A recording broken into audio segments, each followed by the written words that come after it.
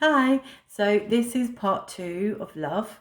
Um, so what we came from was talking about how Jesus can be very blunt, can be very harsh sometimes, but it's for our own good. If we say yes to everything as a parent, people that are parents, I'm not a parent, but when we say no to children, often it's for their own good. If we say yes to everything, they will be spoiled. It's the same with us. Often we think we need things, but it's actually things that we want. God provides us what we need. Um, and so children need boundaries, and we are God's children, and He gives us boundaries, and He, grows in us that character of, with children, they would be feral if there wasn't that kind of love to have strict boundaries sometimes. So sometimes love doesn't always look cozy. It doesn't always feel good. But correctiveness is part of how we are transformed and changed into the new image. So we have that invitation. Do we want to change those things about us? God won't make us. He just asks us if we want to. And so God is good with boundaries and with people, with love. Sometimes it's loving for them to have boundaries from us. That can be difficult. I know I've found that difficult. With mental health there, in the past, my boundaries are terrible in terms of I was very childlike, um, just wanting to be with people and things like that because you don't experience or hear God in the same way when you're not well. But then, you're relying on people, and God wants us to rely on Him, and that is loving. That is Him being loved, because He's trying to say people are very important, but if you make them everything and they change their opinion of you, then you change your opinion of yourself. If you accept that this is how God sees me, this is God's love, this is the truth of how He sees me, it's much healthier way to be. So if you want Jesus to transform you, then you have to be willing to be corrected. And with people that we don't know, and if people are corrected in a way that's not loving, I'm just thinking of school when teachers would sometimes just snap at you and shout at you. It was like a shock kind of thing. It's quite hard to discipline children, I'm sure, but we have to come under God's grace and be teachable, and that is part of loving ourselves. So in 1 Corinthians 13, 4-8, talks about the definition of love, which is often read out at weddings. And it says love is kind. It doesn't keep a record of wrongs. How many times have people offended me or upset me and I've gone round in my head, they did this, and kind of the enemy like fueling me up. It doesn't envy. So we've all had that where we think, oh, that person's got something better than I have. Oh, I wish I could do that. I wish I could do what they're doing. And we have to be very careful that doesn't turn into envy, because we mustn't be resentful of anyone, because God is not withholding anything from us. He's giving that person that blessing at that particular time. Our time will come. If we live in a place of envy, it's an ugly place to live. It feels horrible. The thoughts are horrible. And then you come in agreement with the enemy. You come in agreement with lies. It doesn't boast. How often in the world do we boast about things that we do or need praise? I know in my life I've needed a lot of encouragement, a lot of praise, even though I had a lot of encouragement and praise. Kind of then you want even more, and you can kind of be, want more and more and more and more and more. And it's good to have encouragement, but not to live off of it. If we're telling everyone how wonderful we are all the time, that is boastful. Telling people we've got this job and kind of lording it over people, knowing that they're going to feel inferior, that's not loving. It's not arrogant. It is, it doesn't want to get its own way, and that's where manipulation come in. With your parents, you can say, oh, Mum, Dad, can you do this for me? Can you do this favour for me? And they'll do it for you. And, you've kind of manipulated into it. And it doesn't rejoice in wrongdoing. Love is not happy when we're doing things that are sinful and wrong. but it does rejoice in the truth, and God's truth is where we need to come from. And so this is what's not loving. Controlling people is not loving. Manipulation, as I said, putting people down, competing with people. Some competition can be healthy, but kind of whatever I'm going to do to get to the top, no matter how many people I hurt. Where's the love in that? Dishonesty is not loving. Ignoring your own problems, not loving to yourself. Ignoring other problems in other people, that's not loving either. Toxic relationships like codependency, that's not loving. But all of those things can look like a kind of mask of they are, that's what love is. When people are abused physically or mentally, and they've never known any other way, they feel that is love, and that is not love. God's love is not like that. God accepts us. He does. He accepts us. That is the way that he loves us.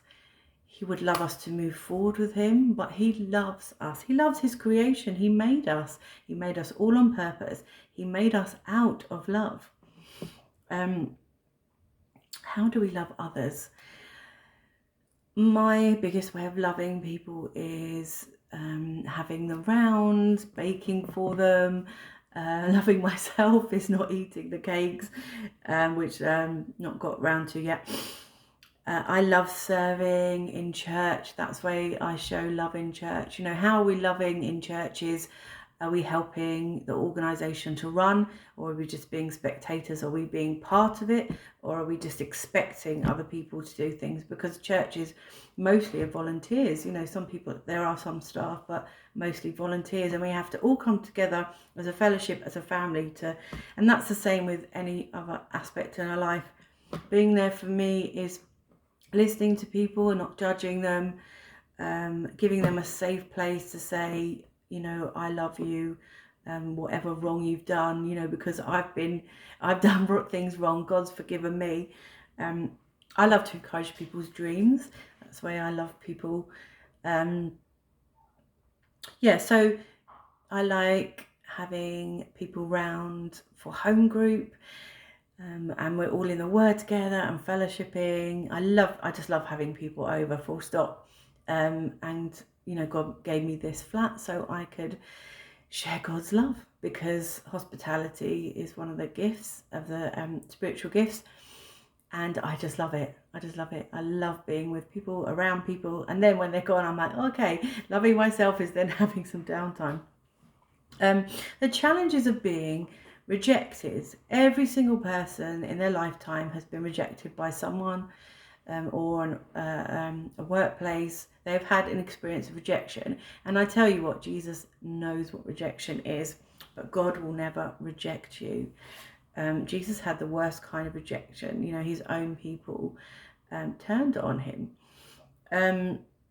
So Jesus knows how it feels. With my mental health, I'll go into that in another video, quite a few mental health diagnoses. But with that, there have been times where I have been a certain way, very intense, or when I have been manic in the past, saying things and doing things that are very exaggerated, verbally could be very aggressive, not the normal way of speaking, but it looks like me. And so, but some people have rejected me because of that. And that can be really difficult, because you think, well, if they reject me for me, that's fine. But if they reject me because of something that I can't always help, that's much harder. And so there have been people in my life that have left my life that I didn't want to leave my life. There are people in reflection where I look back and think that's probably like a good thing. Letting people go is part of like loving ourselves. I have a family member that they don't want to be in my life. They were massively when I was younger, and I've held on to that past. I just have to remind myself, I love that person, but that person it's not healthy to be in my life. And that can be really hard. So how do we love strangers? There's a guy that I've seen on videos that he just buys people's groceries I don't understand grocers, that's very American. He buys their shopping, their food shopping, and people are just astounded, because who does that? How can we surprise people? How can we be kind? We're waiting in a queue and let someone go before us, not for any reason than to love people. And, there's so many things we can do. Give words of encouragement from God to, I love giving prophetic words. It's my happy place. God reminds me they're not my words, they're God's words. I'm just a vessel, just passing on a message from God. But I do love that. I love how creative God gets with the images and what he wants to say to that person to make them feel loved and valued. And that to me is just beautiful. I did some evangelism recently. I did it years ago and then went back to it, and realizing there's so many people that don't experience love. They haven't had physical affection for years. They don't love themselves. They're very lost. They've been unloved. Many different situations. It's an opportunity to say, God loves you. And the thing that God's given me is, give people little chocolate gifts, and people are always very surprised because they're expecting to pay for something. They find it difficult to accept that some things are free, and God's love is free. He paid the cost, but it's free to us. Love is praying, interceding for other people. We need to be in communication with God all the time. And an outpouring of love is praying for people, praying for ourselves, praying for our nation, praying makes things happen. God answers our prayers. Not always how we expect, but he does answer our prayers. And God has showed his love in his word so much. People messed up over and over and over again, and he still blessed them. And then, if you read the Psalms, you hear about how David was physically under attack, and he was scared, and he was feeling so many different emotions, but he was praising God at the same time. He felt God's love. Song of Songs is about Solomon and Shalom. I can't pronounce her name. Sorry, excuse me. But the woman that he fell in love with begins with an S. That was like a human love. But Jesus also speaks to us through Song of Songs as well. And it's that beautiful poetry that God has over our lives.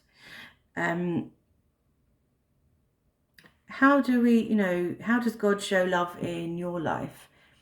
For me, he shows love by giving me friends and family, giving me a home, giving me food and water and all of those things that many people don't experience. He shows me love by healing me mentally. There's a way to go, but God has taken me so far from where I was. Sometimes God being loving is making us wait, and that can grow our character. It might not feel it at the time, but like I said before, if our parents give us everything we wanted every time we asked, we would become ungrateful. We would become neat. We would want more and more and more. So God makes us wait, and that's his way of being loving. And God shows his love throughout all of the Bible. The promises that he had over his people, he shows the victory, the love of what they went through in their trials. He was there in their trials, but he was there in their victory, and he did bring them out. And then it was their choice to receive what he had for them. People stay stuck when they don't move into the next part of their lives. So people can't fulfill all our needs. Jesus is the one that fulfills our needs. So how do you feel God's love? I feel God's love, especially in creativity. When I'm painting, when I'm writing, when I'm dancing, when I'm worshipping, that's how I experience God's love, that freedom, the joy, and so many different beautiful emotions that I feel come out when I'm doing something creative. Everyone is created, by the way, because we were made by a creator. It just looks different for each person. So that's the end of that bit. I mean, because the Bible is so full of love, you could just go on and on and on and on with God's love. But I hope you feel encouraged. I hope you feel loved, and you can choose whether to receive Jesus in your life, to accept that he loves you, to go on to a journey of loving yourself. And life is so beautiful when we do, you know. I love myself. I love how I was made. There are things about me that I don't love, that I want to change and improve on. But we've got to love who we are until we get to where we want to be. Bless you.